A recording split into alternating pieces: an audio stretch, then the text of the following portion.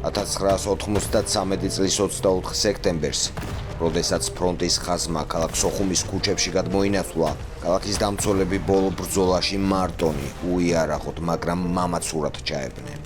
ერთ-ერთი მძიმე შეტაკებისას მოწინააღმდეგემ ქართული საბრძოლო მანქანა ააფეთქა. იყვნენ დაჭრილები.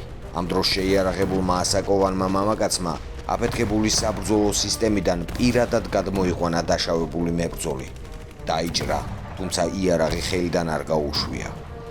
რამდენიმე წუთში იმავე ადგილას მისი შვილიც დაიჭრა, თუმცა არც მის შვილს უფიქრია დანებება.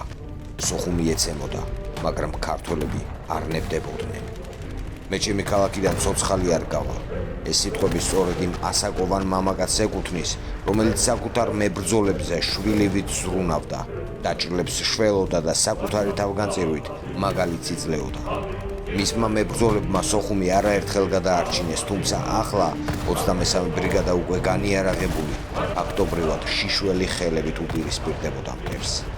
გენო ადამიანს საკუთარი სიტყვა შეასრულა. იგი სოხუმის დაცემიდან მალევე სოხუმის შესასვლელთან მოკლეს სეპარატისტებმა.